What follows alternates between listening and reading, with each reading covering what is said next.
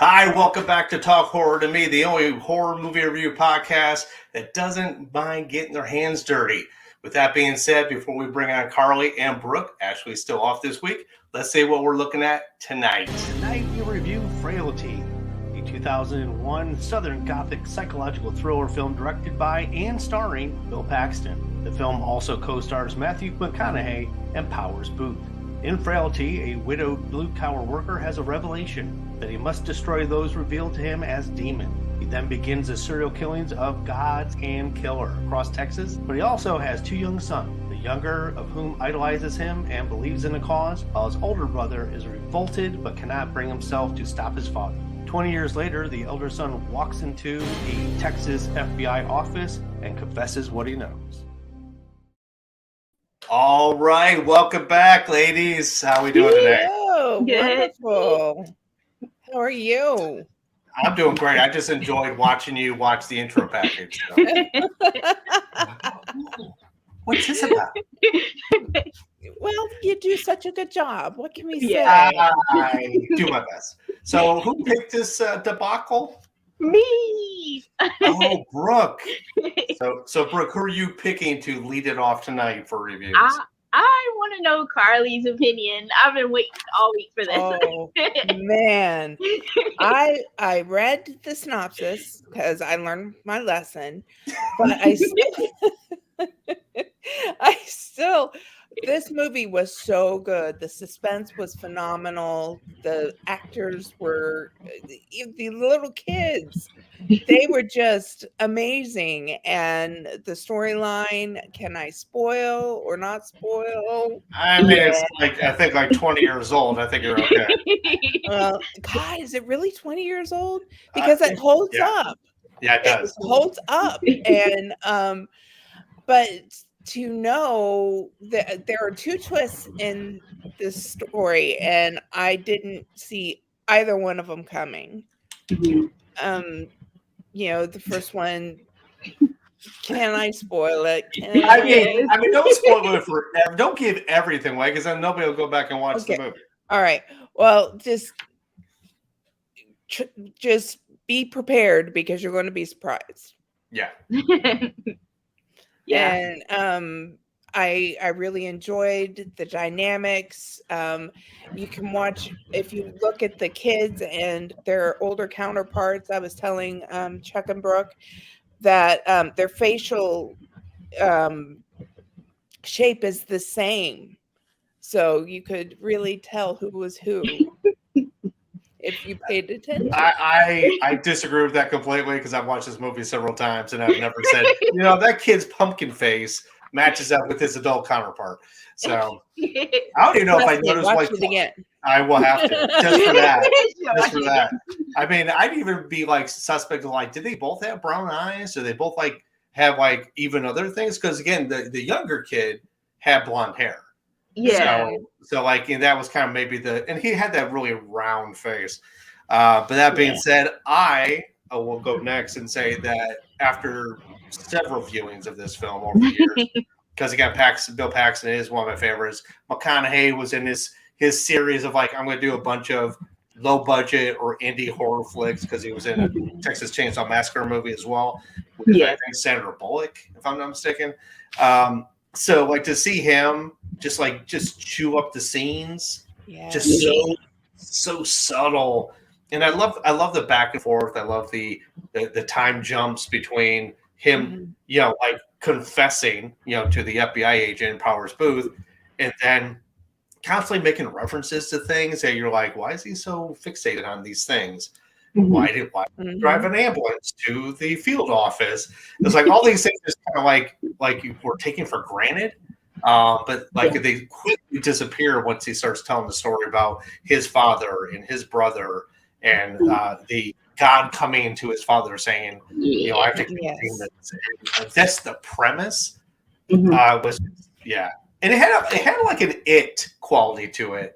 If you think about the It Chapter 1, where it's like we're in modern day. Of course, it's 2001, but like the modern day versus like go back 20 years where the kids are running across town, going through the rose garden, and it had a kind of that period piece feel to it.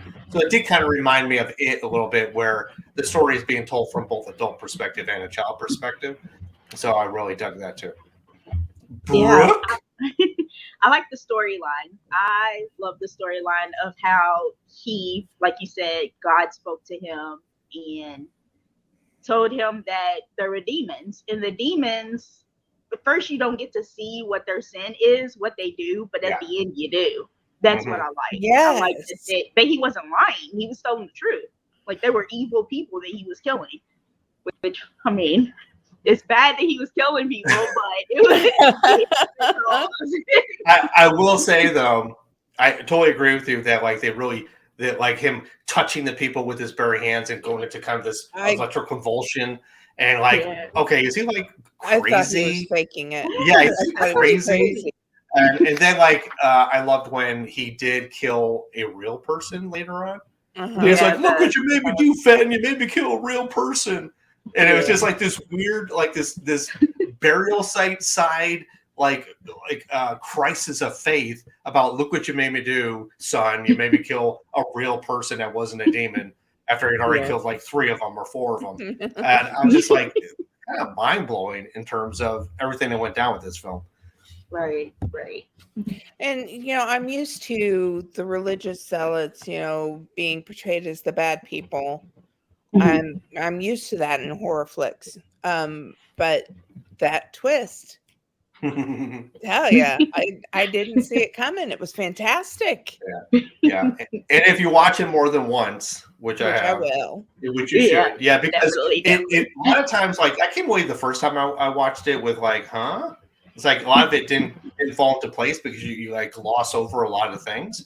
But when you watch it a few times, you really kind of get the intricacy of how they set up the story. So yeah, I think if anybody comes away from this film saying, "Yeah, that was dumb," these talk horror to me buffoons don't know what the hell they're talking about. I was like, just know that this is one that gets better with age and better with viewings, not less. Man. I am going to have to rewatch this soon because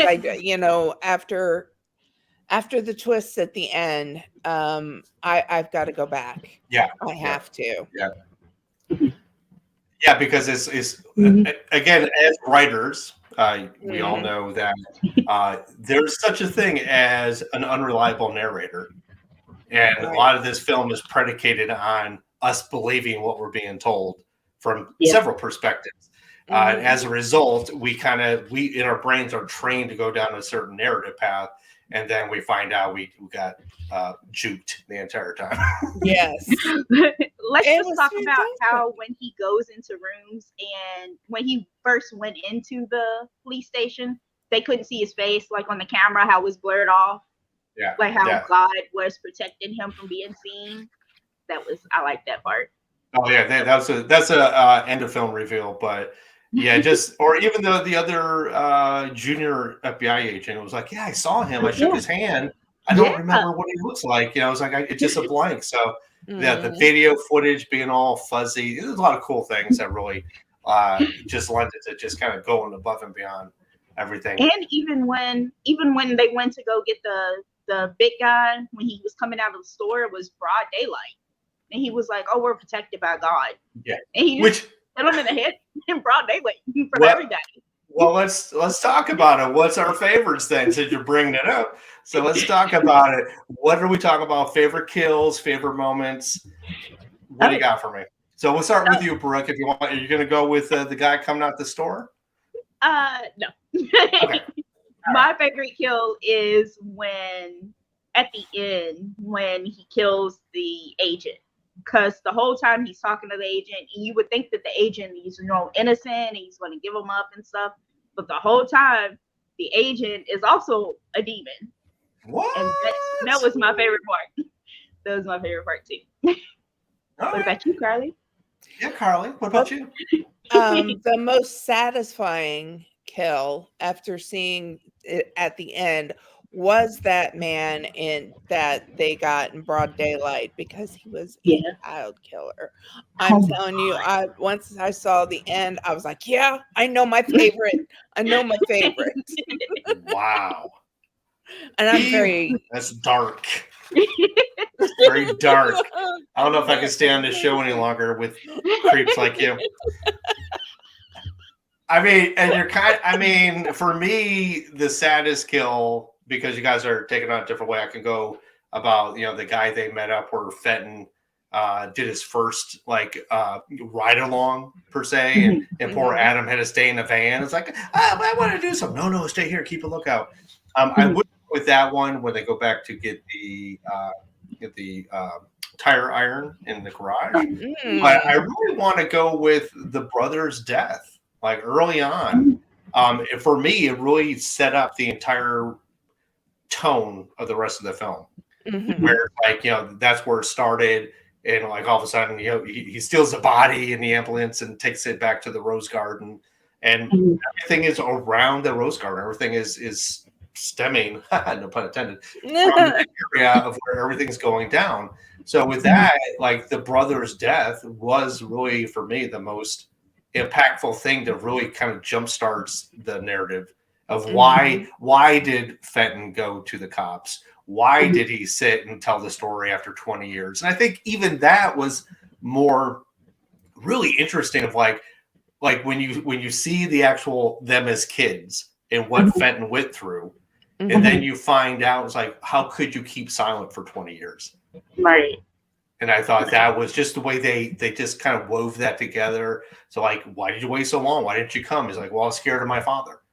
And it's and how many of us have that where we're scared of a parent? It's and even though we know things are going wrong, we can't do anything about it, especially when you're a child. Yeah. He wanted to run away, and Adam was having none of it. No, stupid none Adam. Of it. No.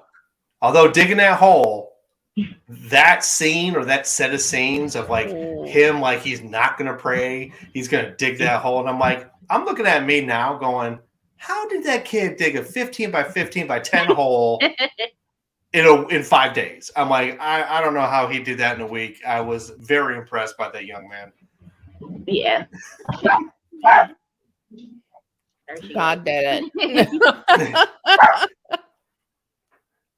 Anyway, that was not my dog. No, that's not mine either. So it must be Brooke. But Brooke is putting herself. She's like, "Damn you, Doug."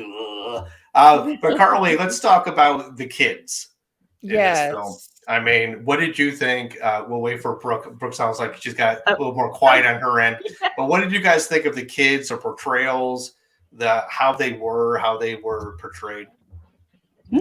I want to go back and watch it again because I really feel like I should have known who was who. Yeah. The way that they both, the way that Adam spoke and the way that Fenton spoke were very similar.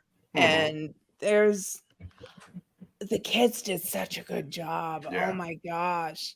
Are they still acting? I mean, they show them with adult pictures in their IMDb's, but I don't know what else they've been in.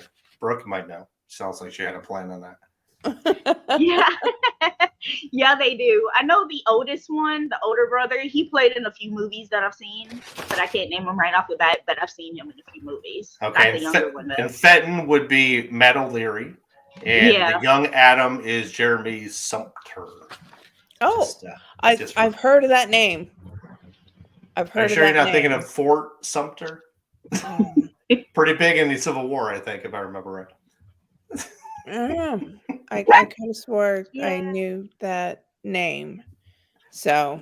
Well, we always go look it up again. We're all about IMDb and Wiki up in here, so. Oh yeah. He played in Matt O'Leary. He played in Domestic Disturbance and Spy Kids too. That's where I know him from. Oh. Okay. As a clarifier, Brooke, is that Spy Kids the second one or Spy Kids also? No, it's Spy Kids 2, the second one. Okay, all right. I just want to make sure. I want to get my movie straight. But yeah, I will tell you that the one who played Fenton really, I think, was this star of the show. Yeah. Because he did Bill Paxton. It was his first directorial debut. He did a fantastic job in general, and probably did a fantastic job because he wasn't in the center of the film every moment. Mm-hmm. You know, he handed it off to Powers Boothe and McConaughey. You handed it off to like pretty much Fenton being in scenes all by himself for a lot of the time. Yeah. It was, I don't know, for some reason the Paxton had that very aw shucks Twister vibe to him. Yeah. You know, it's like, and for some reason when I started watching it, like in the first third of the film, like I didn't really like his aw shucksness. You know, it's like, I'm just his great father who's also your great pal. And I don't know, that didn't ring true to me as well. Like, it's like, oh, you don't like math? I was terrible at math. Let's sit down later and we'll talk about your math. And I don't know, it just seemed, for some reason, that part seemed a little hokey. Yeah. And I don't know why. It just seemed a little too, I don't know. Like he was trying too hard. Yeah. And I thought that the realism was lost in that, where everything else, after the God spoke to him thing, everything else was like a monster. But yeah, that part was a little like, I don't know, a little too perfect for a single dad, widower dad with 2 kids. Yeah, he's just trying too hard. Let me ask you all a question. I think I missed that part, even though I watched it a million times. What happened to their mom? Like, did the mom die? I think I missed. She did die. I don't know. I don't remember us being told how, but other than the fact that she did. Oh. So he might have.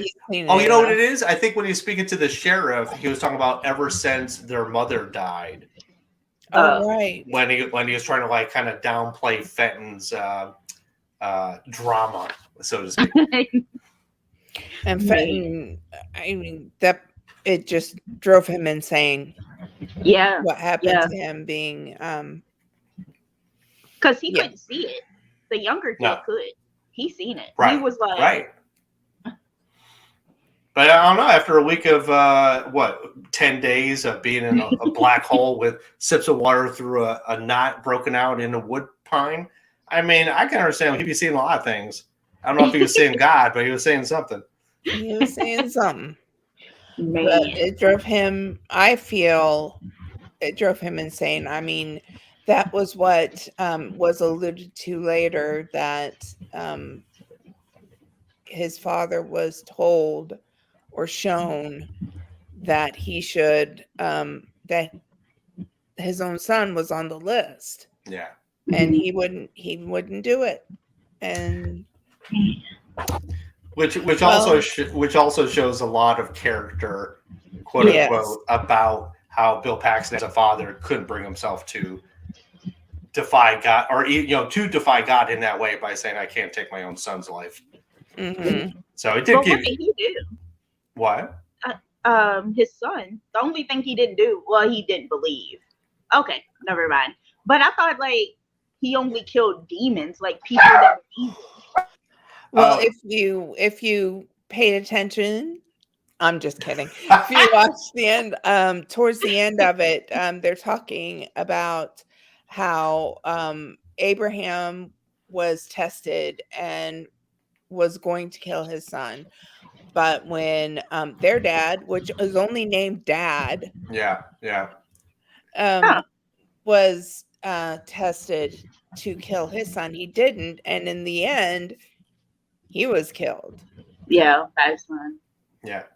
I would love. Again, this is where I need Ashley here to back me up, because this is where I would love to see like a sequel where you see everything the other brother did between the time of the last God's Hands killings and when McConaughey goes to the field agent office. I would love to see like what transpired, because all we saw was a freaking dream board with like, his typewriter and, like right between the 2 windows and all the stuff on the board with like killings. So I would love to have seen what brought that. I would love to get more in depth about that aspect of trying to basically flush out his brother to come get him. So I thought that was amazing.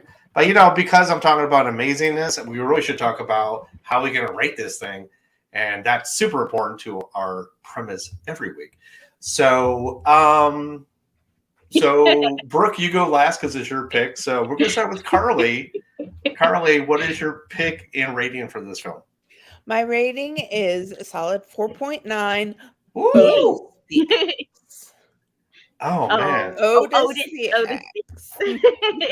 All right. I mean, that was mine. So thanks for nothing. I'm sorry. That's all right. I mean, Otis, I think, was actually a character all to itself in this film. Yeah. Because it stood out. It was all engraved. And I feel bad for Otis because he put his own name on the axe handle so people wouldn't take it. And what happens? God says, "Hey, thou shalt not steal," except for when it's Otis's axe. So that's not cool. I'm gonna say, you're crazy generous with the 4.9. I'm gonna give it a solid 4.25. Because again, it's a classic, but it's it's not up here, but it's close. I'm gonna give 4.25. Basically, Rose Gardens. Yeah, because again, that was such a centerpiece of this film.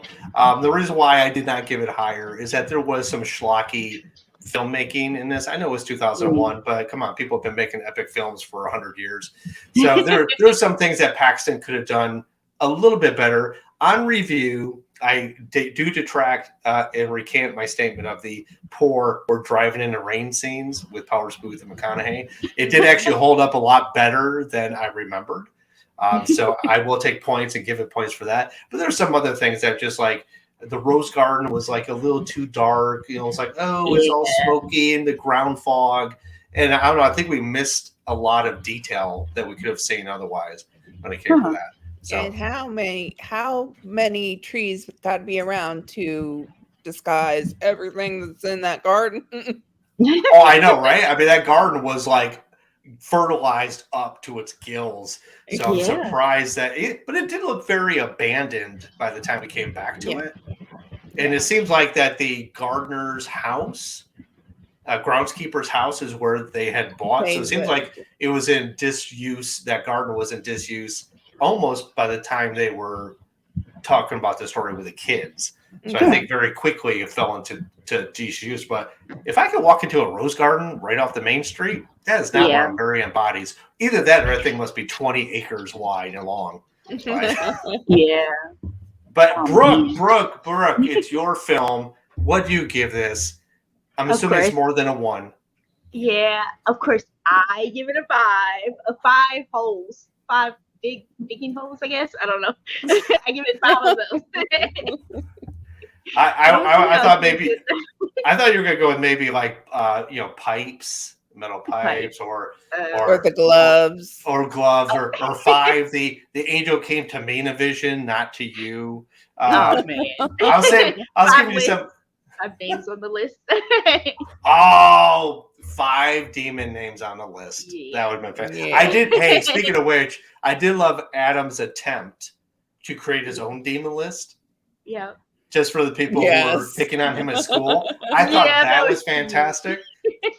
Just because he wanted to be part of it so badly. He's like, but in that aw shucksness of Paxton was still so evident. It's like, come on, son. You'll get your own list one day. It's like, but come on, lie. Yeah, don't lie. It's like this is like there was this aw shuckness through the whole thing, even when you're being told to kill demons. That was really kind of funny in a really offbeat way. So in that way, I was like, wow, you're really like talking to this kid like, hey, man, that's not a real list, right? Yeah, Dad, you're right. It's not. But You'll don't worry, son. Yeah, you get older. Yeah, one day.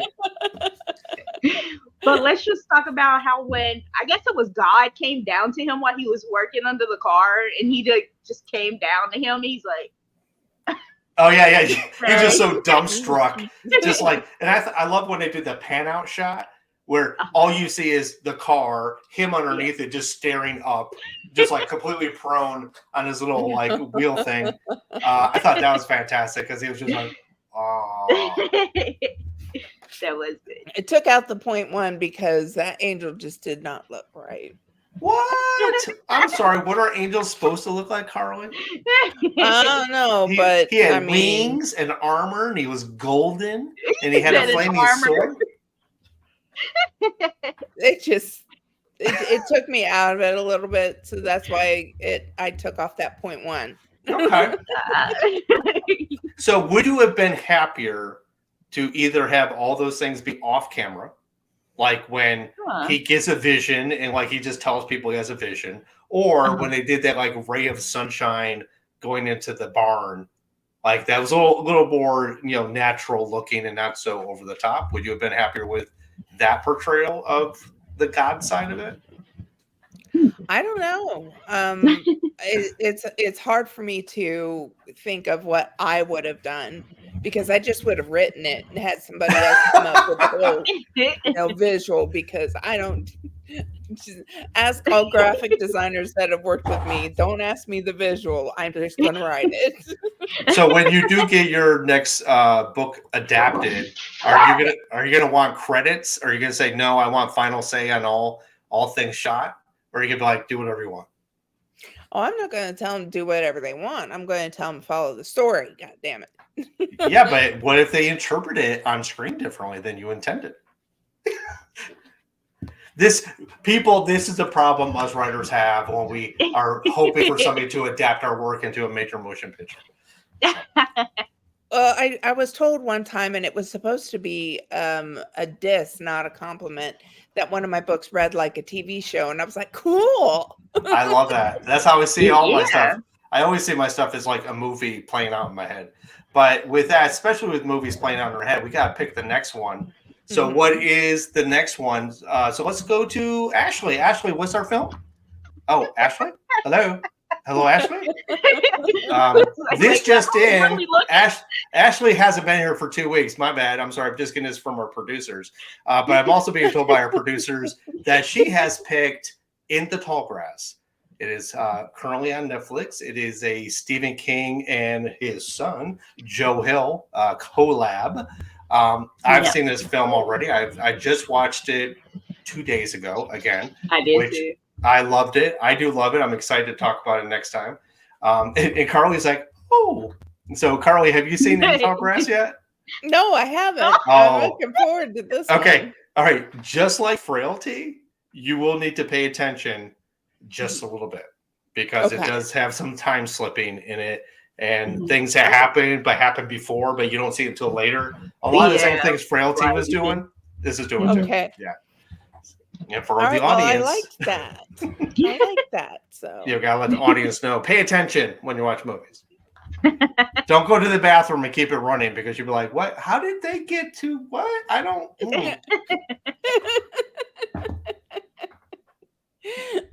What did he do? Yes.